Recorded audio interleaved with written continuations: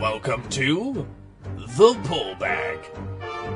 Join us as we dig out our latest comics and discuss them with a rotating panel of the GCRN crew. So sit back and enjoy this week's Pull Bag. Hello and welcome to The Pull Bag, which has become The Punisher Bag. This is episode 46, and we are continuing our coverage of Greg Rucka's The Punisher. I am your host, Steve, Joe, and Mike. Joining me is Ryan, the Uneven Flow. You're a Punisher bag. You're a punishment in a bag. None of that made any sense. Hello. Hello.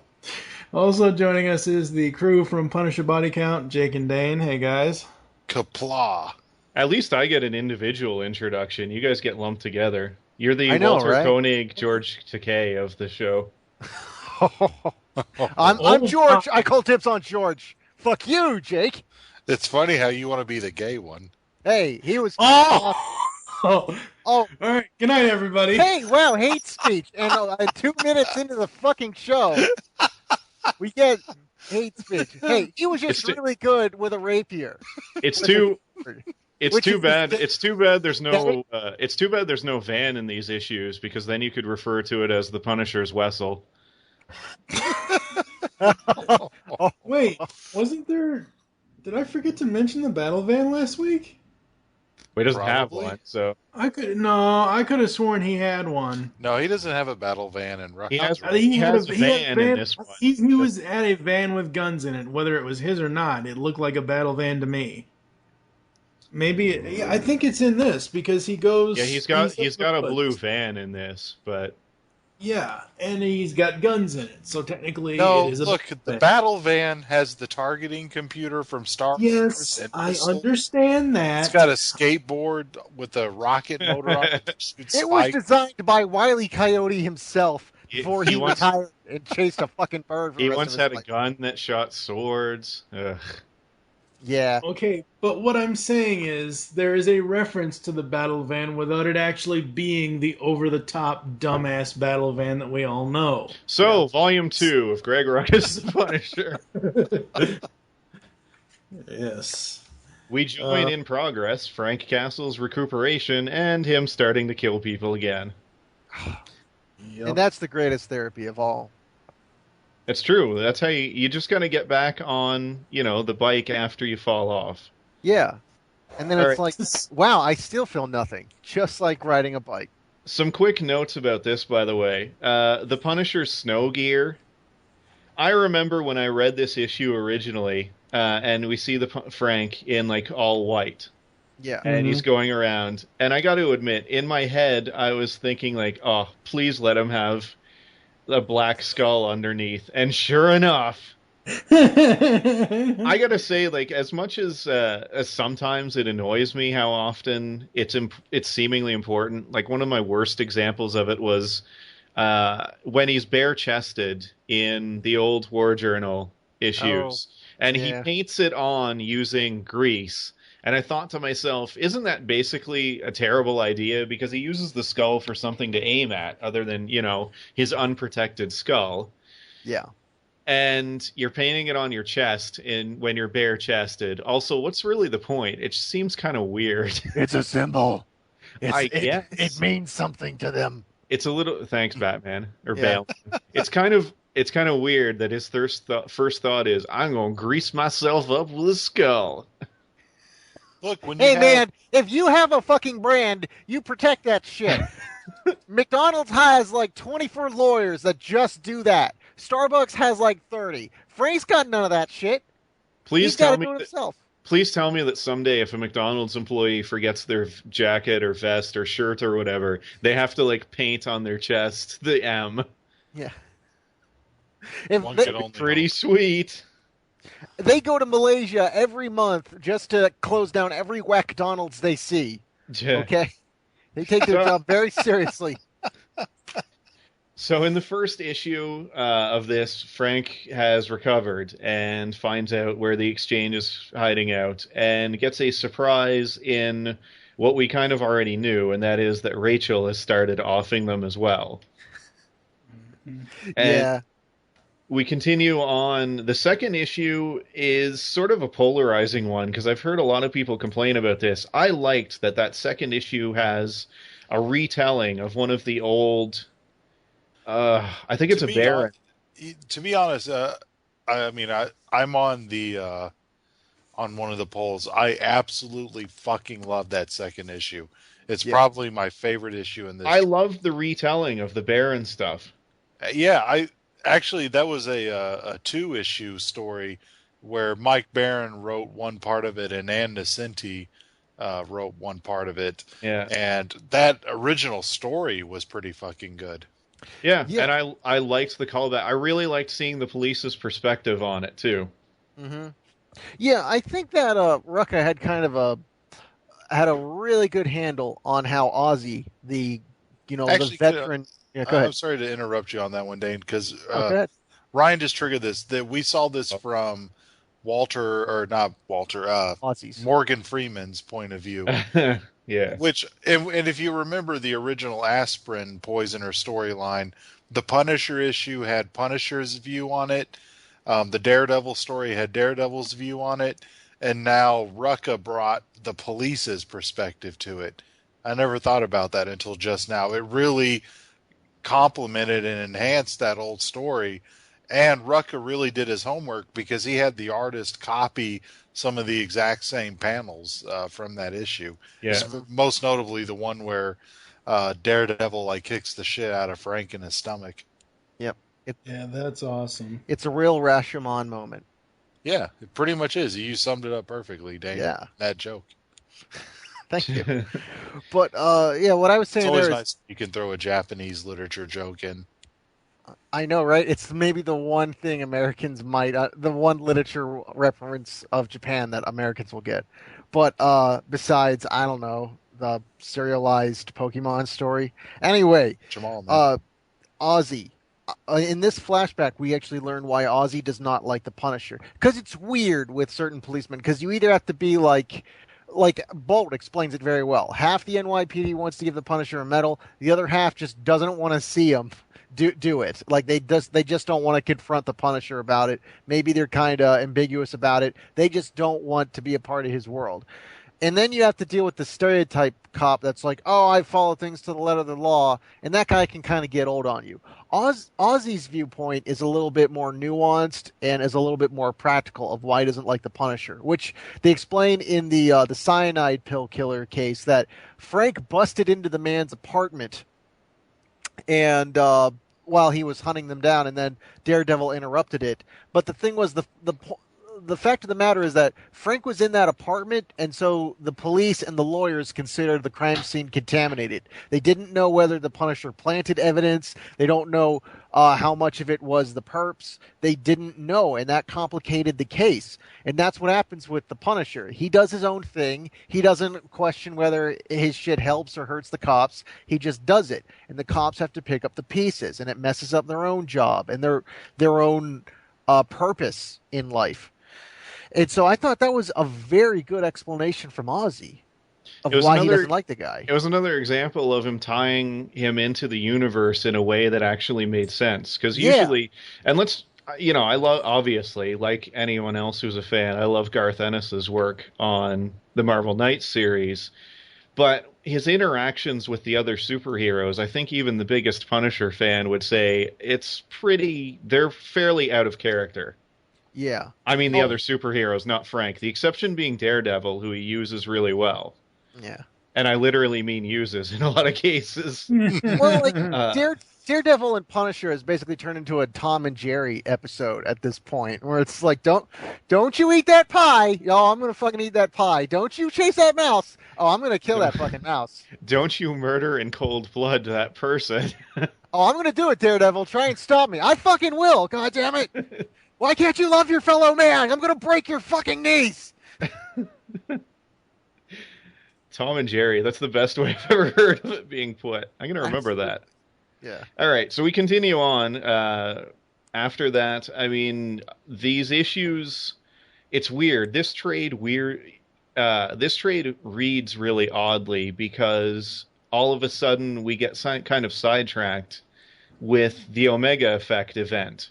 Yeah. Right. Yeah. I mean, the Punisher is hunting the Exchange, and they come along this mention of this, thing that Daredevil has that has information on all of the big sort of crime syndicates and everyone else. And so obviously this is something Frank would want. So he gets involved in this sort of chase for it. And joining him or getting involved are Spider-Man and Daredevil, who owns it or has it. And Daredevil I mean, has it, yeah. Yeah, Daredevil. it makes sense because I mean it's all the New York sort of street level guys. And so yeah, we go straight into the Omega Effect, which bled into Avenging Spider-Man, back into the Punisher, and then lastly into Daredevil. And yeah, it's a 3-part miniseries, and I like it, but man, it reads really odd in the middle of a Punisher trade. Yeah. Well, Yeah, it's doesn't almost that- like you have to go out of your way to read the other ones, which, I mean, yes, confession, I read the issues. I did. I buy bought the- each sure. issue. They were Well, great. what I'm saying is I didn't read the trade for this episode because I know in the trade they stick in, because when you say it's a 3-issue mini, I mean, it's what the listeners might not know is that the issues, the first one takes place in Spider-Man, and then the second one is in Punisher, and then the third That's one's what in I said. Daredevil. Oh, Yeah, sorry. Avenging Spider-Man #6, Punisher 10, Yeah, 10. and Daredevil, yeah. So 11. How did they handle this in your trade? Did they like bring in the issues, or the did they trade just... they put them all together in order, which was awesome. Another That- nice thing they did Yeah. that I like. They put them in complete, each of the covers as well. So yeah, this reads better than the individual issues, and the Omega Effect is a lot more coherent when you read it all together at once. Things I liked overall. All of the art in this trade is awesome again. Marco Cicchetto is amazing. Yes. B, the Punisher's interaction within the world again is great. Bolt and Newsom, that was fantastic. And like I said, I'm a fan of seeing Baron's story redone from a different perspective. I thought that worked really well. And lastly, Rucka, Wade, and everybody really get Frank's interaction with the others well. Spider-Man makes a ton of jokes because he is terrified by this complete psychopath, and Matt Murdock just hates him. The best the best 2 jokes that Spidey does is, so I see you've started dating again. Yeah. Also, it should be And the noted, other one was Punisherette, when he was trying to figure out what her name was. it should be noted, and it's fairly important to the story, that in these issues, particularly in the Omega Effect, he starts working with Rachel Cole as an equal and gives her, gives her a flak jacket with the skull painted on it. Mm-hmm. You know, I was actually reading these issues pure, and by that I mean I did not have the Omega Effect crossovers, and wow, it is an odd read when Frank just out of nowhere like calls her behind a restaurant and starts beating the shit out of her, going, "You're weak! You're weak! Get your shit together, Marine!" And I'm like, "Whoa, what happened?" And then I remembered, oh yeah, the Omega Effect. She messed up there. But I'm so glad they have that in the trade, Yeah. because otherwise, that was a good call. Also, it should be noted that that whole issue was fantastic. But we'll get to that oh when yes, we do yes, next week when Yeah, we do the next third week. volume. yeah. And it's again, that's my biggest complaint about this whole series is, unlike the previous one, everything moves quick here. Rucka really got it together with these issues, partially because he had to. And my only real complaint is just the Omega Effect stuff reads really oddly and disjointed. And by the way, that's a product of Rucka's run being cut off at the knees. This was all supposed to tie in an awful lot more with Wade's Daredevil, but yeah.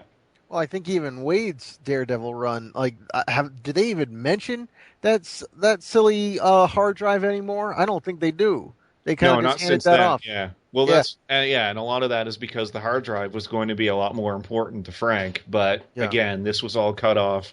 The hard drive would eventually have helped him or led to him getting his squad of people together.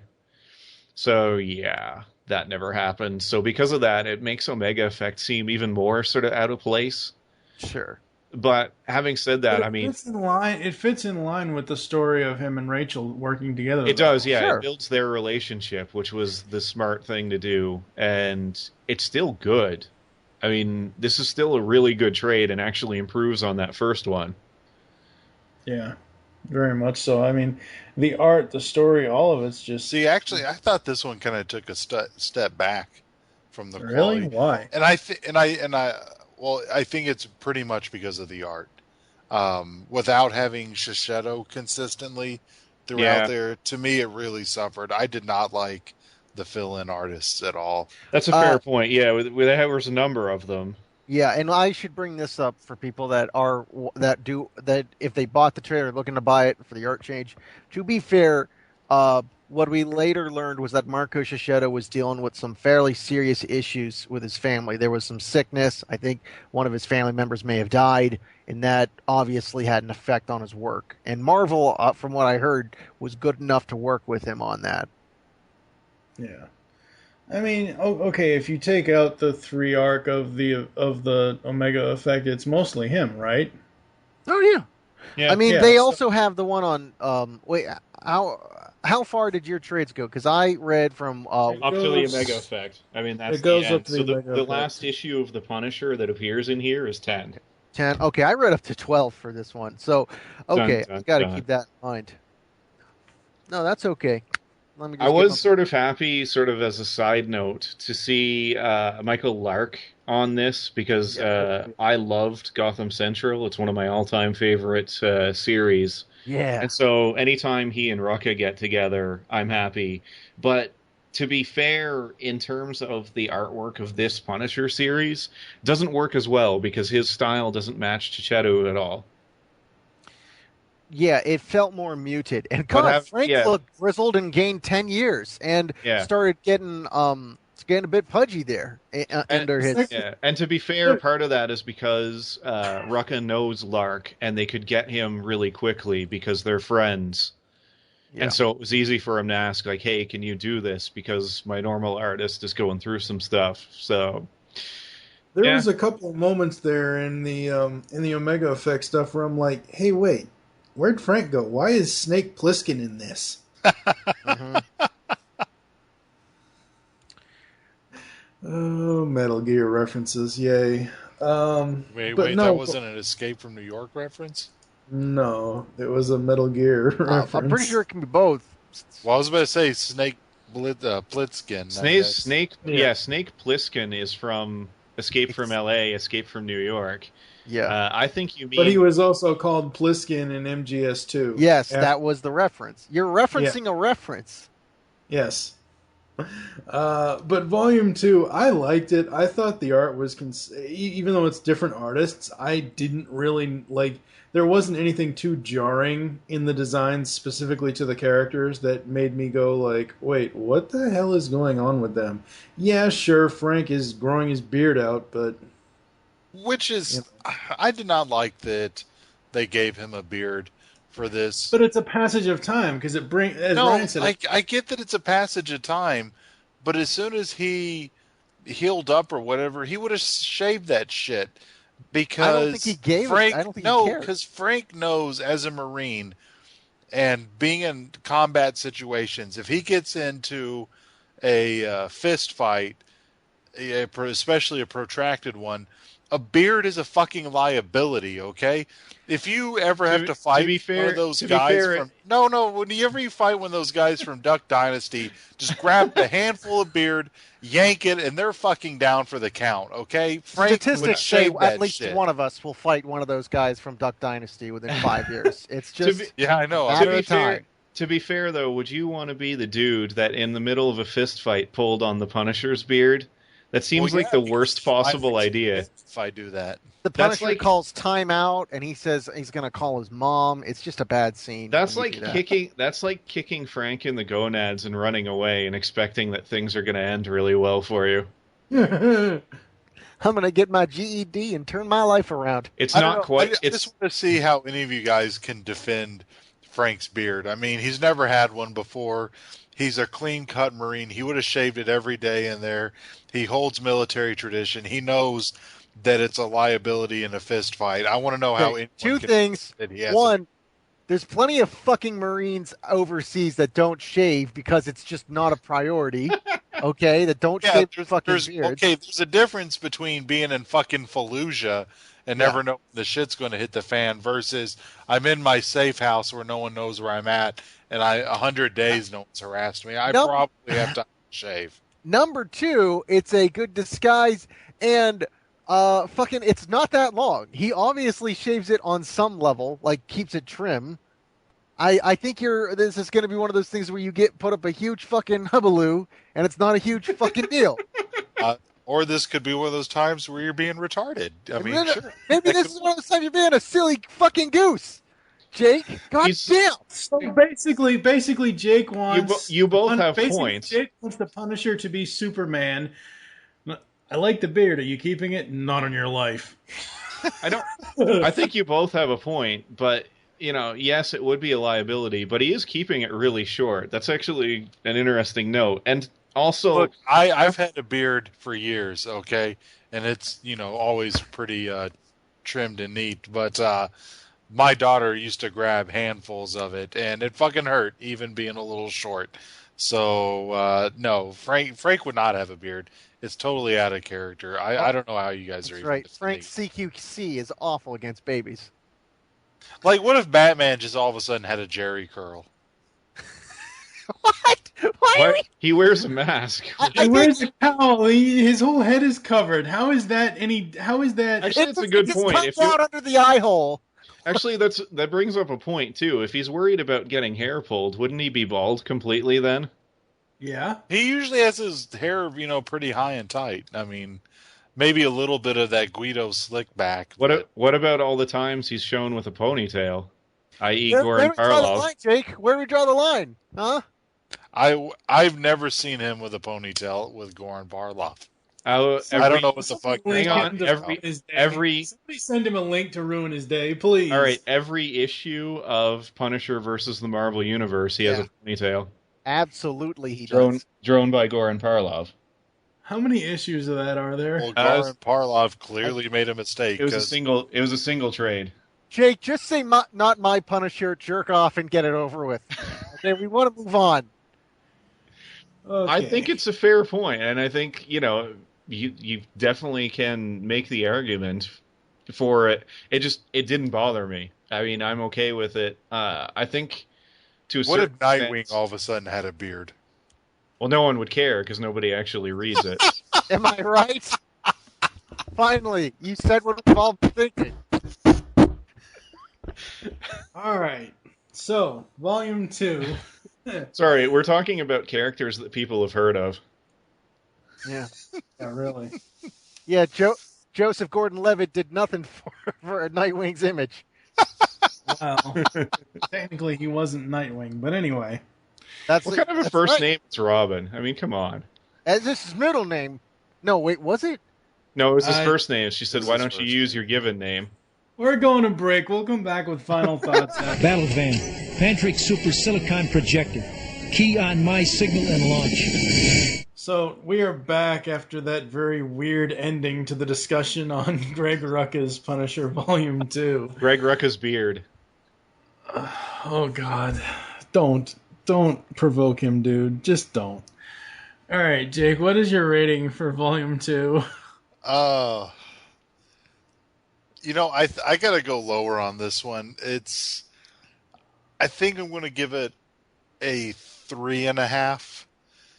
Actually, no, I'm going to give it just a straight 3. I think officially a 3. The Omega, I didn't really like the Omega effect. I felt that Rucka was kind of bullied into doing one of those mega crossovers. I mean, as mega as they can get for a 3-issue crossover. Well, yeah, it would have tied in. Like, this would have been a recurring sort of theme and a recurring thing. But, of course, the end of the run... Yeah. Oops. But it's especially distracting when you're on this big exchange thing and you're getting the team up with Rachel and Frank, and they're just hitting the chemistry with them, and then they have to get sidetracked with it. And then switching out the artist really hurt the book. And yeah, I'm going to say it. I got to take a star off for the beard length.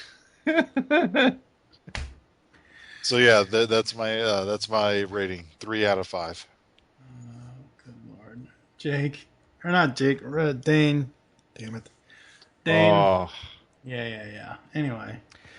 Well, you're gonna add a star for the beard. No, I'm not. What I'm going to do is I'm going to keep my score at around 4 because I did feel you guys brought up a lot of things to my attention, like the somewhat janky pacing due to the crossover that came pretty much out of nowhere. I mean, they literally had soldiers burst through a window in the middle of a storyline talking about, we need to get the fucking drive. Yeah. And that was out of nowhere, unless you wouldn't understand that unless you were reading Daredevil, which I was at the time.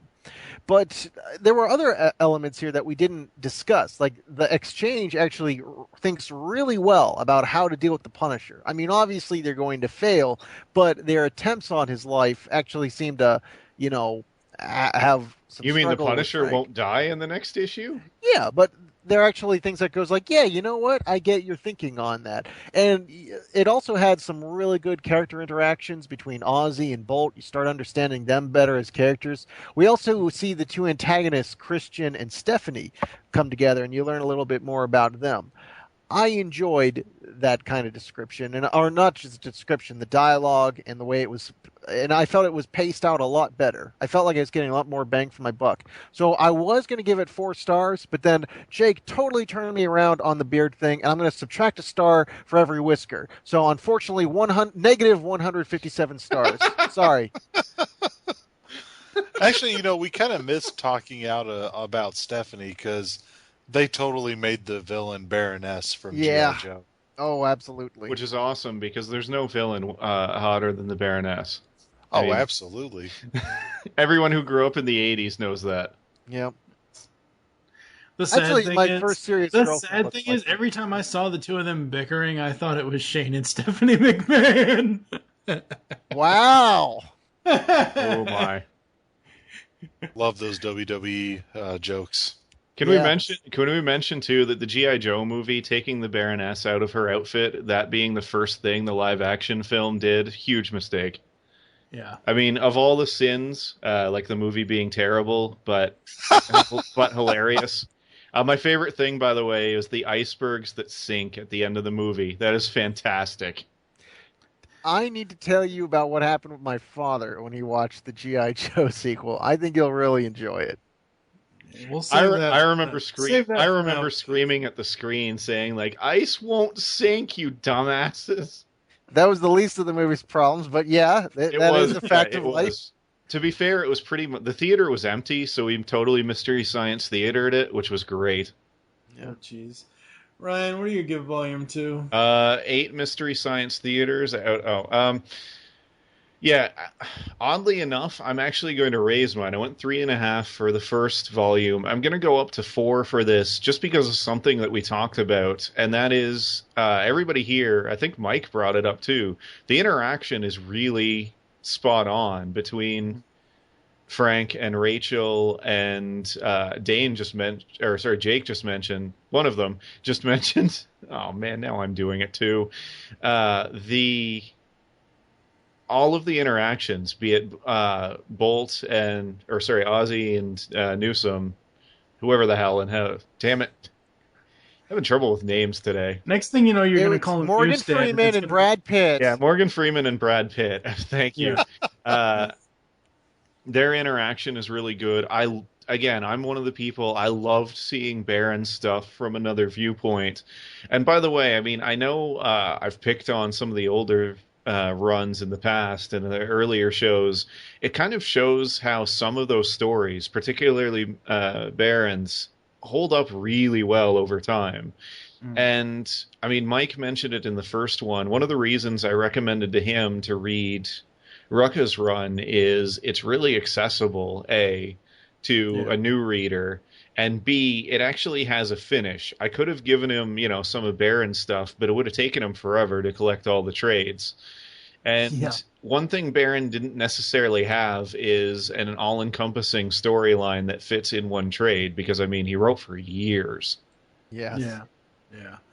Now, see, when I got to the page of the Punisher Daredevil kicking him in the gut, even though in the earlier episodes of Punisher Month I kind of complained about the old Punisher, oh, his belt is part of the skull design for the t-shirt. No, even though I complained about that, I was really surprised at how well that looked in this style, in this run. I thought that was really cool. It's something we never brought up, too, when we were talking about the costuming. I mentioned it in the one panel, but I mean, the Punisher in his classic outfit in this run, even though they don't show it often, it looks really good. It does. Mm-hmm. It's almost it's that awesome Shiseido pencils. Yeah, it's almost a shame that they didn't use that look for him. Although I like the idea of every new artist gets kind of their own take on a character, because I feel that's better than Superman looks exactly the same as he did in '66 or something like that. Yes, well, for me with the styling, with specifically to the Punisher stuff, I don't know if it's my influence or theirs, probably more so me associating with this, but 2004 film. I mean, that white design, like, the whole time I was reading the adventure up at the cabin, I was like, it's Punisher in Donkey Kong Country. Because the way the background for the snow is done, because there was a snow level in that old Donkey Kong game, and it was just awesome. Have we mentioned that you pick up on some really weird shit from time to time? Yeah, I was going Donkey Kong. Yes. Yeah. What? I mean, I got the reference right away. It just wasn't that funny. It was no catching a train, really. I mean, yeah, no, I don't think we can repeat that. No, we should never repeat that. Well, regardless of, the pull bag is not responsible for Punisher Body Count's views on the beard. I'm going to raise it to almost perfect, 4.5 stars just for the beard. Good, Wait. good. Even it out. Go full measure. Go every whisker so it ends up 157 stars. That would be the unofficial rating, yes. All right, so that's going to do it for this episode. Join us next time in episode 47 when we'll be talking about Rucka's Volume 3. And for now, I am TFG and Mike with Ryan the Uneven Flow. Dane the main man Lamont. And Jacob, or no, Wildman? No, I got this one. Jacob Tutu. Oh, sorry. Jake the Trouser Snake Williams. Oh, geez. Oh! Perfect for radio. Perfect. your greatest game in the comics. We will catch you next time. Ooh, what's a trouser snake? Hello, pop culture connoisseurs. Do you gain a dark sense of peace when the guilty are punished by a violent vigilante? If so, maybe you should get some therapy, and then subscribe to Punisher Body Count, the net's best podcast concerning all things Frank Castle. I'm Dane Lamont. My co-host Jake Williams and I cover the good, the bad, and the hilarious on the Punisher in comics, movies, and news. Do you like chummy co-host banter? We got that. You need to get your fucking No, head you need checked, to fucking man. pay attention to the fucking movie. You want kick-ass guest interviews? How about Mike Barron and Tom Jane? No, I like a little bit of grit in my cigar. You want carefully considered in-depth analysis? I mean, yeah, just won Best Picture at the Oscars yesterday. I mean, it's no Terminator. It was still, Good luck with that. Punisher Body Count, twice a month on Geekcast Radio. You just heard the latest episode of The Pull Bag, GCRN's comic book review podcast. There are several ways to get in touch with us and leave feedback for the show. You can visit the website, geekcastradio.com, where you can comment on the episode and all of our different podcasts. You can rate our show on iTunes. Be sure to leave us feedback.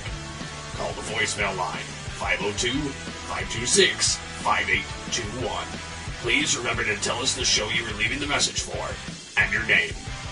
Become a fan of us on Facebook by searching Geekcast Radio Network. You can send us an email, feedback@geekcastradio.com. Follow us on Twitter @GeekCastRadio. So until next time, unleash the geek in you.